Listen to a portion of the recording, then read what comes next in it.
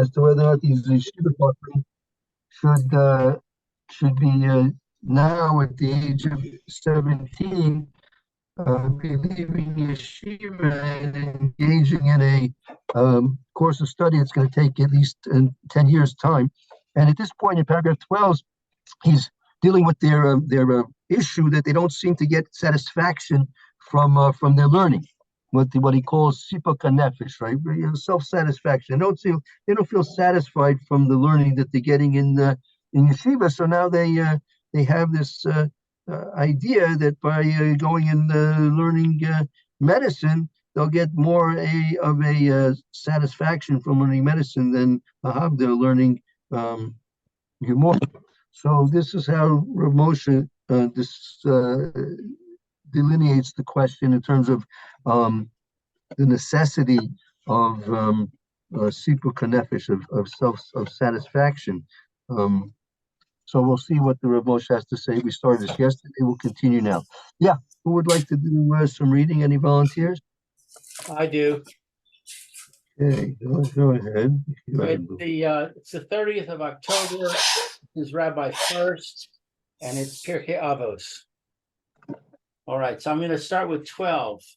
The sipuk hanefesh, satisfaction. Lo muvan klal ma shayich zeh le'inyan nei parnasa v'devarim gashmiim. So it's not what is movain? Understood. It's not understood at all. It's not low movement clot. It's not understood at all. It's not understood at all. What is the significance? The relevance. The relevance of this subject of parnasa and of livelihood and things that are of the physical world. Mundane, right? So it's not understood at all what the relevance of satisfaction has to do with making a living and mundane matters. Shayich rak the inyanim roch naim ruchniim ruchanim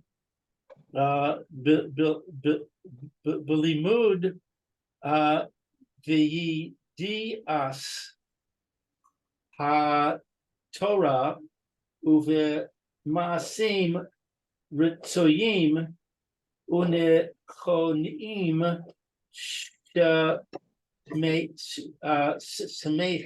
shemechem shayich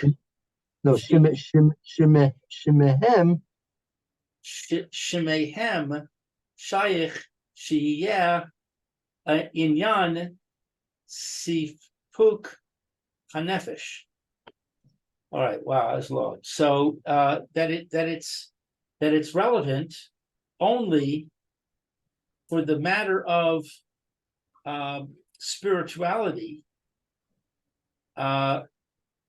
in the learning. What is yedias? Yedias a Torah, like, and understanding Torah, meaning that the sipuk, satisfaction, is only relevant to the aspects of spiritual things, of learning, and the concepts of understanding what the Torah is, what the Torah concepts that we need to know. Uvma'asim ritzuyim, and things that are desired. Ma'asim ritzoyim, like serious things, like significant behaviors. Serious things. Unechonim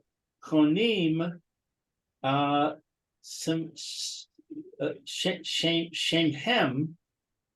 I don't know.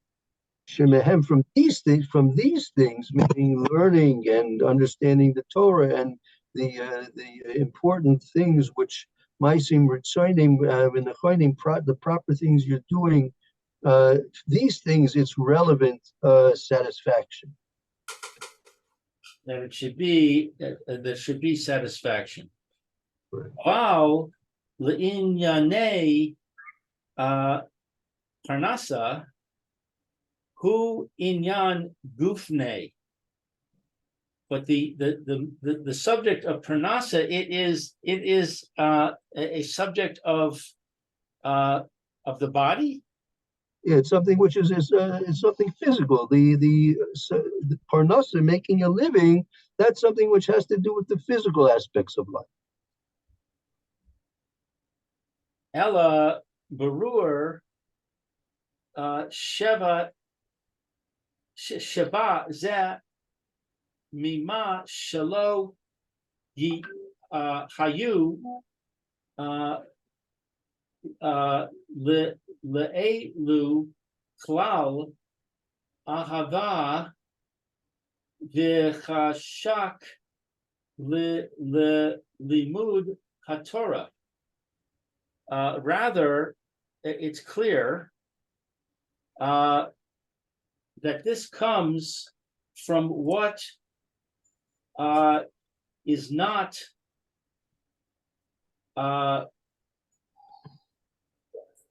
from these at all. That elabor sheba ze mema shelo hayel elu. It's clear that these, meaning these bachrim in the yeshiva, that they claim that they don't have a satisfaction from their learning. It's because they don't have to themselves klal ava v'cheshek l'ilmud Torah. They don't have any love or desire to learn the Torah.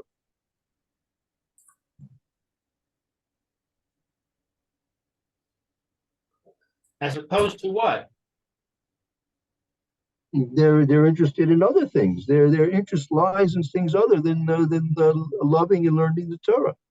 But part of our brachas of Torah, this the introduction to the second half of the first bracha Torah, Arev Noah. Part of the prayer that we make when we're making brachas of Torah, which is one of the first brachas we make upon rising in the morning, is Arev Noah. We pray to Kadosh Baruch Hu that the learning of Torah should be pleasant for us. Right, that's goes hand in hand with our desire and our love for Torah. The lack of sipuk, lack of satisfaction that a person is going to get from learning is proportional to his desire and his love for Torah. If a person really desired Torah, he really loved Torah, so he would have a great satisfaction from learning Torah. It's, if a person you have all these images, these wealthy people, they sit around counting their money. What are they sitting around counting their money? You see a person who's got lots of jewels. He goes around and admires all his jewels. It's crazy. What's he looking at all these jewels for? Right? Because he loves the jewels. He loves his money. So he's getting a very deep self-satisfaction from looking at his jewels, looking at his money. So if a person realized the value of Torah and he had a desire because of understands the significance of Torah to his life in this world and his life in the next world, to his neshama, and to the success of him and his family and the success of Klal Yisrael, the success of the whole universe, he would be enthralled to an extent which was unimaginable if we really put our minds to understand exactly what Torah meant and the true significance of it. Now, it's only because we have a Yetzer Hara which tries to cover up the true significance of it, and we have to try and inculcate ourselves with a lot of love and desire to learn Torah, because we have such a strong Yetzer Hara not to have that. But if we would have it, we would be completely, absolutely enthralled about learning Torah. We have a great self-satisfaction. Who's not satisfied if he would if he really understood every word that he said, how many is keneged mitzvahs, and even the reward for one mitzvah, you can't imagine the reward in the next world in Ruchnias, the reward for even one mitzvah. And if a person speaks one word of Torah, that's keneged 613 mitzvahs, and he's speaking 2 words and 3 words. You can go crazy just with trying to understand how much the value and the reward is for the Torah that we learn. Right? So the so-called lack of satisfaction from learning Torah comes, as Rav Moshe says, from a lack of ahava and desire to learn Torah. But isn't that pshita? I mean, what's the chiddush? No, not necessarily so. You wouldn't do the Bachram asking this question that they say they're not getting a satisfaction from learning Torah, so they can now learn medicine for 10 years as if they're going to get a satisfaction from that. It's not pashut at all. So the Bacher says, Rebbe, I want to go become a doctor. I'm not getting any satisfaction from learning Torah. And the Rebbe says, well, the reason you're not getting any satisfaction from learning Torah is because you're not getting any satisfaction from learning Torah. The Bacher says, yeah, exactly. That's why I want to become a doctor. That's not, you missed the point. You missed the point, Lou. The point is he doesn't have a love, a cheshik for Torah. He's not getting satisfaction because he doesn't have a love for Torah. All right. So the Rebbe says the reason is because you don't have a love for Torah. And the Bacher says, exactly. Yeah. I don't have a love for Torah. That's why I want to become a doctor.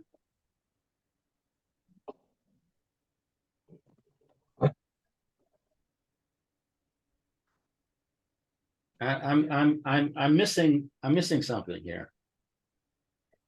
The Moshe is saying something here that it's revealing the psychology of these Bachram that are not addressing the point. The point to get is as follows: that when a person is lacking a satisfaction from learning Torah, Chazal say, there's a drush. If it's empty, if Torah is empty, right, it's because there's an emptiness in you. Right? The Torah, if we understood what the Torah is, the significance of what the Torah is, we would have a great deal of joy and satisfaction from learning it. But unfortunately, as I said, there's a strong Yetzer Hara that blinds people to the true value and the true significance of the Torah.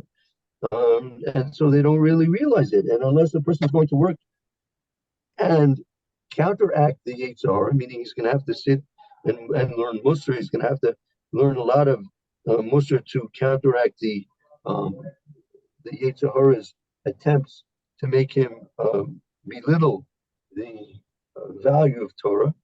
He's going to have to learn that Musar. And if he learns that Musar properly, then he'll inculcate himself in the significance and appreciation of what Torah is, and then slowly and surely he'll be able to become desirous and have a true love for Torah.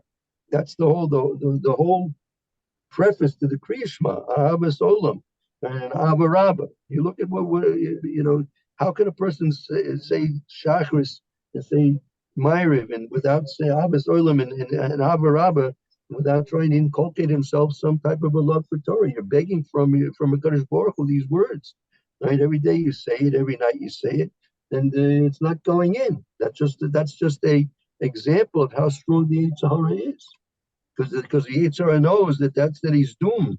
If a person's going to be ignited and he's going to be turned on to the true love and desire that a person could and should have for Torah, then the Yetzer Hara is doomed. That's the beginning of the end for the Yetzer Hara.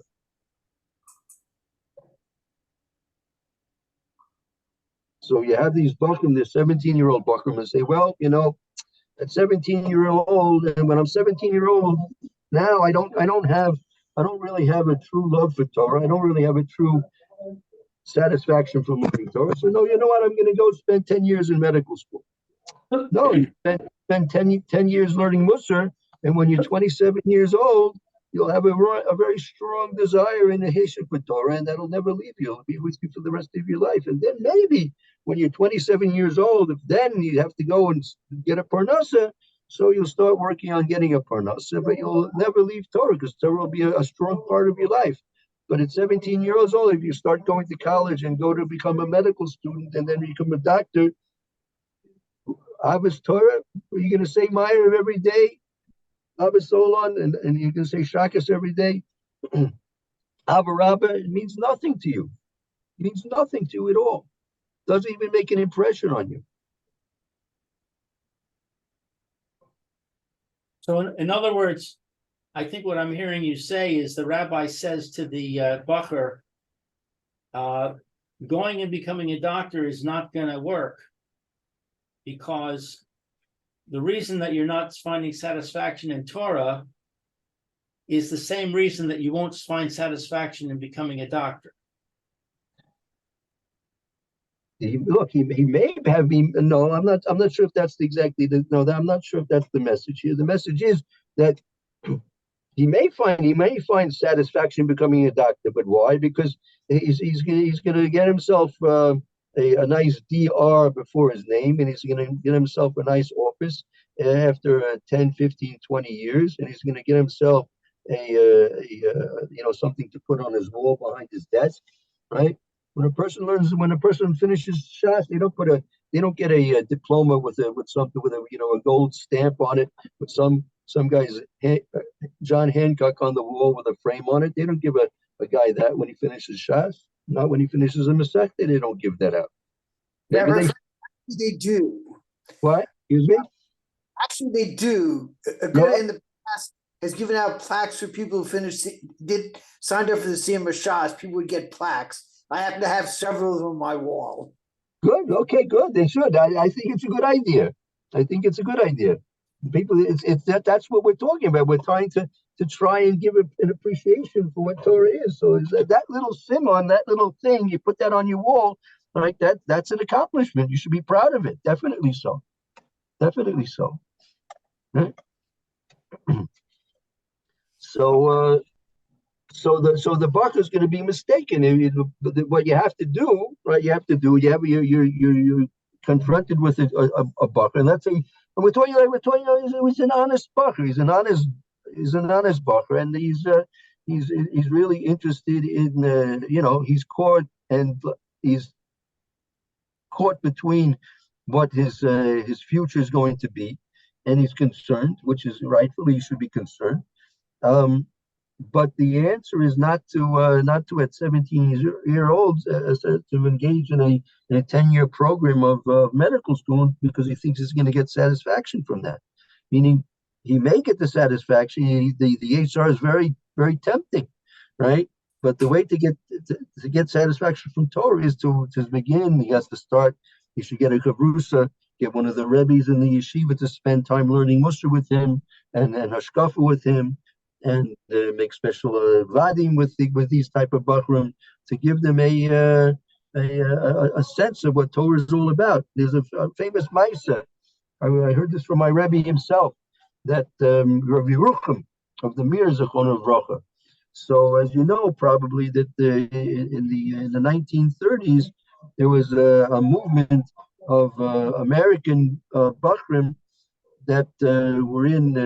There was really only one place that they would be learning. There was there's not too much advanced Torah in America at the time, so they decided, because of the changing atmospheres and environments in America with the Torah that was being taught there, that they needed to go to Europe to learn in the major yeshivas, Slobodka, the Mir, Kelm, various different the few remaining yeshivas that existed at the very last vestiges of Torah life in Europe before the Holocaust.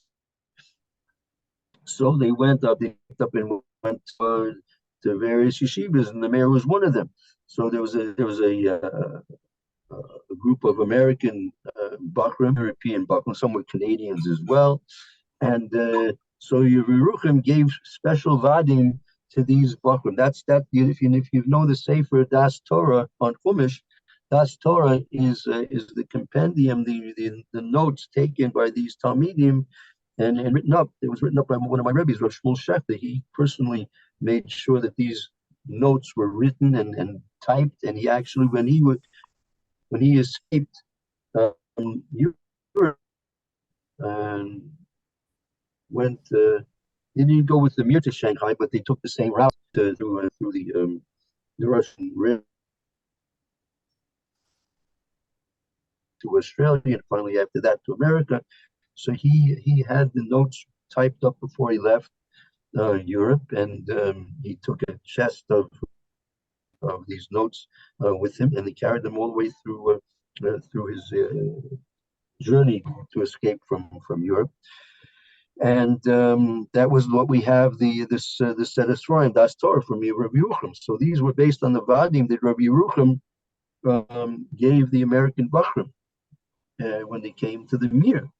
And the outer mirror, they were not allowed. The European Bachrim from Europe were not allowed to go to these Vadim. These were Vadim specifically designed for the non-European Bachrim that had come, because he understood they were coming from a very different way of life than the European Bachrim. And nevertheless, the European Bachrim would still put their ears to the door to try and listen as hard as they could to the words that Rabbi Yerucham was saying to the non-European Bachrim. And so Rabbi Yerucham said to my Rebbe, Rav Shmuel Schechter, Zechron Bracha, he says, look, I don't know if I can influence these Bachrim to stay here in Europe and the yeshivas here, right? But I do know one thing, that if they do go back to America, they're not going to enjoy Gashmias the way they used to. That was his one hope, that they wouldn't be able to enjoy Gashmias the way they used to. And Baruch Hashem had a very strong influence on these Bachrim.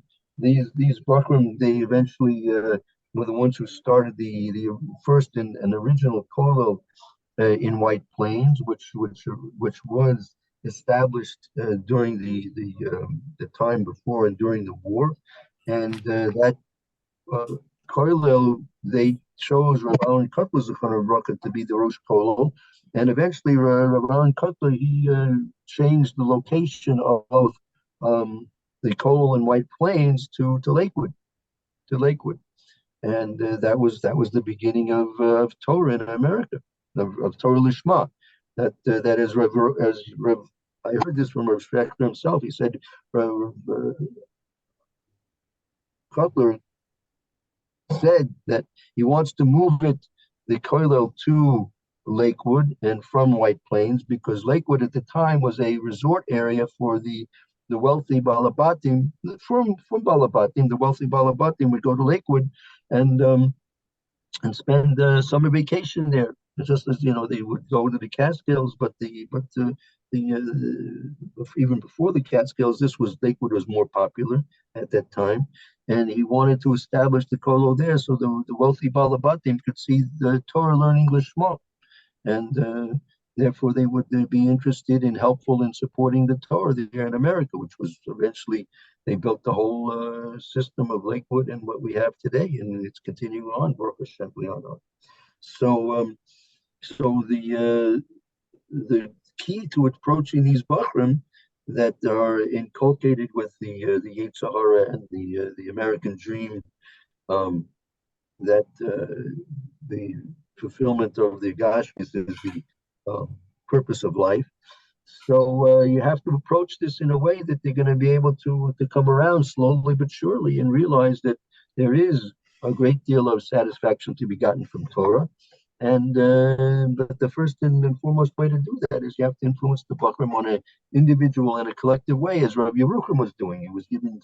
He gave special vadim to these non-European Bachrim to help let them see the true light and koach and power of what Torah has to offer them, not only in Olam Haba, but all in Olam Hazeh. And when a person realizes that, then he's going to slowly and surely develop a cheshek for Torah, and but to forsake that all at the age of 17 and engage in a 10-year program of medical studies secular studies, the person is far from the goal that the Kadosh Baruch Hu has for him. Okay. Va'af im behayeshiva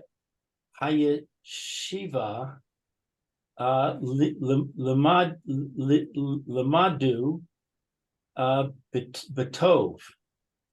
And even if they learn well in yeshiva, hu rak shebit ba'am haim talmidim shet tzai leharav shelahem bish'ah shelomdim ma shemilamed lahem. And it's only what is this word? Shebitvaim? Because of their nature. Even Bachrim that are learning well in yeshiva. Now, Moshe is giving us a very clear insight into. Again, you're talking about 17-year-olds. Okay, you're not talking about Kol Yungalai. You're not talking about Gedol Yador. You're talking about 17-year-olds, right? And Rav Moshe, he had a yeshiva. He understood. He was a chacham, a talmid chacham atzum, and Gadol Ador. And he's telling you the basic facts about a person at that age in that situation, and even if they're learning well. You have a Bachrin, he's learning well. Baruch Hashem, he puts in his time, he applies himself, he's understanding, he's mechadesh also, right? He's doing everything wonderful, wonderful, wonderful. But this is in general, the general thing you can say about such a Bachar is rak b'tivam heim lomdim. They're learning because of their teva, because of what's coming natural to them. Why? Shivisi Rav Shalahem. That it's coming from the command of their Rebbe, right? B'shah shalomdim, b'shah shalomdim. That means they're doing this because, right? This is what the Rebbe wants of them at the time that they're learning, right? That's the most you can expect from them, right? That they're doing this because of the fact that the Rebbe wants them to pay attention when he's teaching them. So in other words, it's out of respect for the Rebbe, as opposed to satisfaction. Right. It's simply they're very respectful talmidim. They're not going to throw spitballs at the Rebbe where he's trying to teach them about a Rashi and a Tosfos. It's very disturbing to the class, and you don't want to do that. So they're respectful Rebbe Bachrim, and they're learning well.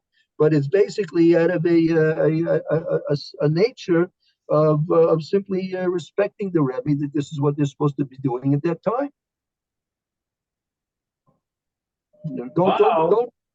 Don't think that even a Bach that's learning well is doing it because he's on such great madrigas of Avos the Torah and Yiras Shamayim. Like those things are levels. You have to approach those things slowly and surely, and a person through time and effort will achieve Yiras Shamayim and Avos the Torah and all the other milas that a person is supposed to develop and grow and inculcate into himself during the course of his life. But it takes years, decades, perhaps.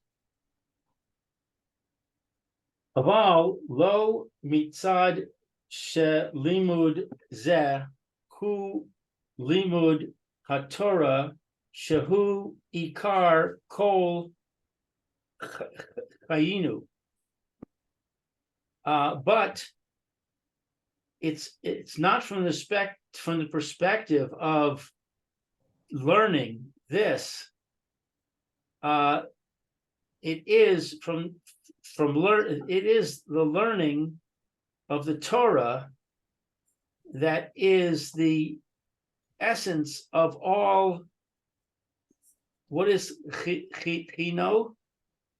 Our lives. I mean, don't think that your average 17-year-old learning well. He's learning well. He's a very good bach. He's learning very well in yeshiva. Don't think that it's coming from the aspect of the fact that Torah is the pure absolute purpose of his life. Don't that's giving a little bit too much credit to a 17-year-old. So what does this mean that it's the essence of his life? Meaning a person should be learning Torah because this is the essence, this is the purpose of his life. The purpose of his life is to learn Torah. Right? No, it's no different than the purpose of an apple tree is to produce apples. A purpose of a cow is to produce milk, right?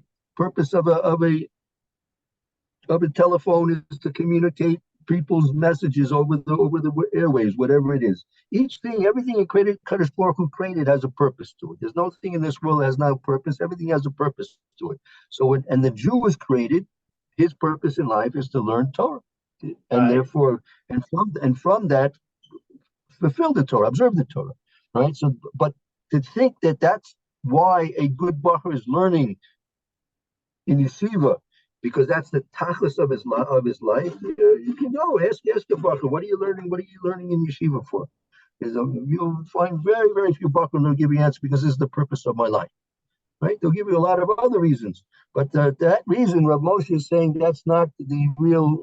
They haven't come to that understanding. That's a very mature attitude which a person is supposed to develop. But again, when we come to saying Avos Oilim and Ava Rabbe and Shachris and Ma'ariv, you realize how much we're supposed to try and put that into our minds and our hearts. So I don't get this sentence. What is it that he's not doing? Again, because he's saying even a good baruch in yeshiva that he's learning well, he's doing it because that's his second nature. That he simply doesn't want to rebel against the Rebbe. So he's sitting and learning because he doesn't want to rebel against the Rebbe. So therefore he's sitting and learning, and he's happy to learn. But he's doing it because he doesn't want to be a rebellious kid. All right. Not because this is the purpose of his life. No, he's not doing it because that's the purpose of his life. Even a good baruch learning, that you're giving too much credit to a 17-year-old to say such a thing. The rak zehu tachlis shalanu. This is the only purpose for us. Right. I mean, he's not learning with this in mind, that's the purpose of his life, and it's the only purpose that we have.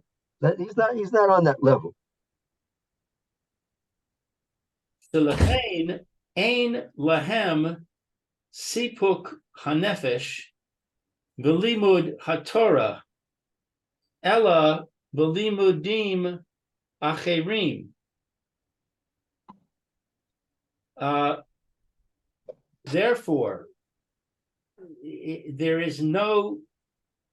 They do not have satisfaction from the learning of the Torah, rather from the learning of something else.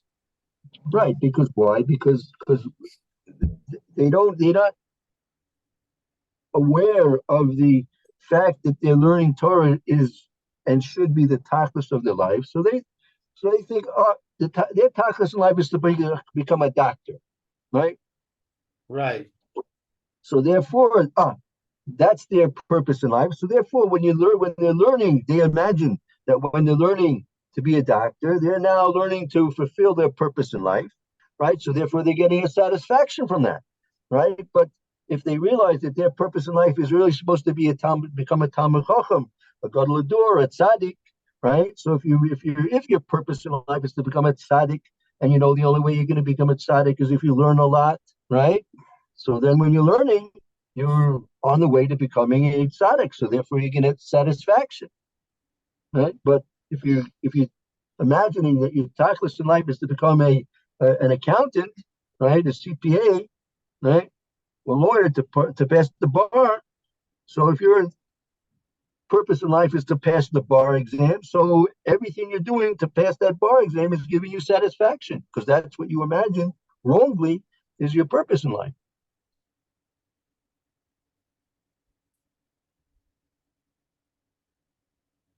Mipnei shebelo Yilmud osam lo yik belohu lemadu chach mas harifua v'hanidsa Handasas, engineering. handasa engineering vikaduma. That's it. What, accounting? Kaduma and other things like that, meaning to learn medicine or engineering or like the high, like I said, the high profile careers, right? Right. So because that it's not learning them, he's not he's not receptive to learning the wisdom of medicine or engineering, etc. Yeah, it says it says here, it says meaning why again. I mean, they don't, these Bachrim, they're not getting a satisfaction for learning Torah. Ella, but they do get a satisfaction. They imagine that you're going to get a satisfaction from learning other types of secular studies. Why? Why are they getting that satisfaction from the other secular studies, which they're not getting from learning Torah? Because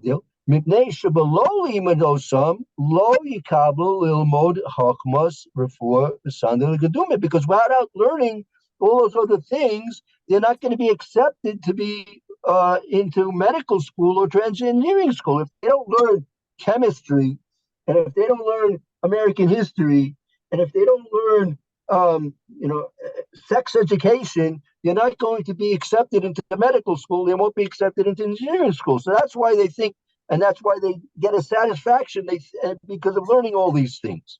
But now, do you think they really want to learn those things? Do you think anybody, I'll go to MIT today. I'll go to MIT today, and I'll offer everybody in that institution who's learning, all the undergraduates in that institution, I'll give them degrees. I'll give them PhDs. And I'll tell you, you know what? I can do it for you. I'll sign you diplomas, PhDs. You don't have to take another exam. You don't have to take any more undergraduate school. You don't have to take any other master's degrees. You don't have to do a master's thesis or a doctorate thesis. You're parted from it and everything. You think anyone's going to turn down the degree, the PhD? They'll run for it. They don't want to take these courses. You think how many percent of those people learning in all the universities in the world are honestly learning those things that they learn because they have an actual love for what they're learning? I would say there is a percent that is in that category. It's batal barov. It's batal b'shishim. I can tell you that. Okay, I'll grant you that. Okay, I'm not saying that there aren't some altruistic people that want to learn whatever subject you want to name because they have a deep burning desire to learn that, right? I'm sure there are some people that have a deep burning desire to learn anthropology, right? And that's the burning desire in life is to understand anthropology from the beginning all the way to the end. There might be a few like that, but come on, give me a break. How many people really care about anthropology? But when you get into the workplace, there is satisfaction that a person gets from doing a good job. And in fact, I remember, I was a hiring manager for a number of years, and we used to have meetings where we discuss, motivation of our people, and we would discuss salary increases, and there was a consensus among the managers that satisfaction in one's job was an important factor. That in some cases it was more important to a person than their salary. That they have that they feel like they're doing something that's worthwhile. I agree with you. We're not saying that there's no satisfaction. But what Rav Moshe is saying in the beginning, if you look at the beginning, take a look at the beginning of the paragraph number 12, right? He says here, Sipuk nefesh means satisfaction. You want to call it job satisfaction, self-satisfaction, whatever you want to call it, something like that, right? Lo move on klal, my shaykh in parnasa u'b'devarim gishmi. He doesn't understand at all how that has any relevance to learning a living and physical matters. Because he's talking about a Jew, he's talking about a Jewish neshama, he's talking about what a Jew's purpose in life is. You're right. If you're talking about Fritz, Jose, right, Leroy, right, Ivan. I'm thinking about myself. What can I say, Louis? Louis, we're not talking. Unfortunately, we're not talking. We're talking I'm about. sorry, hold on a second. What? 3409702. You're talking about 2,000 years in Gullus. You're not talking about the Jewish neshama. If you're talking about a Jewish neshama, right? The Jewish neshama. What are you talking about? The only possible desire that a Jewish neshama has in this world is to be able to learn the Torah, Kadosh Baruch Hu, to fulfill his mitzvahs, and to get from this world to the next world. And that's the only satisfaction that it has. That you look at the Mesilas Yesharim, the very beginning of Mesilas Yesharim, he says clearly, right? The neshama has absolutely no satisfaction from this world. He brings a mushal. It's chazal that you have a farmer, a peasant farmer. He lives out there in the Irish Hills somewhere. He lives out there somewhere in Appalachia, right? And this Irish peasant out there on his farm, and the best meal he ever had in his life was potatoes and onions, right? That was the best meal he ever had in his life. And he marries the Prince of England, the Princess of England. He marries the daughter of the King of England, and he takes her out of the Buckingham Palace, and he brings her to his little homestead there in the Irish Hills, and he sits her down in his little rickety table in his little rickety house, and he gives her a bowl of potatoes and onions. And so she's going to be happy. She'll never be happy with anything they could possibly offer her. That's the mushal Chazal say about the Jewish neshama being in this world. The neshama has no desire or love of this world. Anything you can offer the neshama physically, there's absolutely no satisfaction you could possibly give the neshama from anything physical. The only thing you could possibly do is if you start using this world as a means, which is it's supposed to be used as a means to get from this world to the next world, and therefore produce through learning Torah, fulfilling mitzvahs, doing ma'asim tovim, producing the things Hashem wants from you to do. So then this world has value and this world has significance, and that's the satisfaction you have from doing the things which Hashem wants you to do in terms of context of learning Torah, mitzvahs, and ma'asim tovim. But anything less than that, the whole concept of satisfaction doesn't exist for a Jew. Now, again, unfortunately, we're stuck in Gullus after 2,000 years of Gullus, when we have layers and layers of non-Jewish thought and belief and everything else that they put down our throats and through our eyes and through our ears and everything else they could do to us. And we've been influenced by the Goyish mentality and the Goyish society and the culture of the non-Jews. And it's terrible. And it's terrible. So Rav Moshe is trying to deal with 17-year-old boys that they think that their tachlis in life is to become a doctor. And they don't realize that they're making a terrible mistake. So you have to try and approach them in a way that they're going to slowly and surely come around and realize that their true tachlis is, and its true satisfaction in life is going to be based on the Torah that they learn, the ma'asim tovim that they do, and the mitzvahs they perform. So, should I read the last sentence? Yeah, because we were running out of time. Yeah, please. Af shelimodim hahem mitzad atzman eno no sein lahem sipuk hanefesh. Even this learning from the perspective of themselves, it's not going to give them satisfaction. Right. As soon as the semester's over and they pass their tests, not even if they pass the test. As soon as they take their tests, the textbooks, you know where the textbooks go?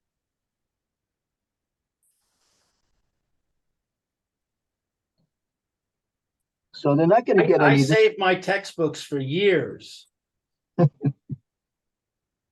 In fact, I had my textbooks for so long that I used them. I used some of my textbooks from college to tutor my children when they came up to those subjects. But I guess I'm just an unusual person. Well, no, you're an exceptional person. You're exceptional. But that's not what we can expect from most people. Most people are not interested except from what they did. It's completely lo lishma. The whole point is in a capsule. Since it's lo lishma, even the secular learning that they do is lo lishma, so you can't really expect that there be any true satisfaction from it, except from what they get in terms of well, they passed that course and they have to now work on getting passing the next course, and then they pass that course and they have to work on getting their degree, and then after that degree they have to get the master's, and after masters they have to get their PhD, and then they have to write their thesis, and after that they have to do the internship, and after all that, so. But if they could circumvent the whole thing, they would be more than happy to do it. But we'll continue on to paragraph number 13 tomorrow, Mitzvah. Now in paragraph number 13, he's now the Chen Lamais is now Moshe is now going to try and deal with how to practically deal with the questions at hand here. So we'll pick that up tomorrow, Mitzvah. Let's see, we were learning in the second for the next year, the Mishnah Berurah, we're learning in the second Chelik of the Mishnah Berurah in the Hilchos Beis Knesset, Siman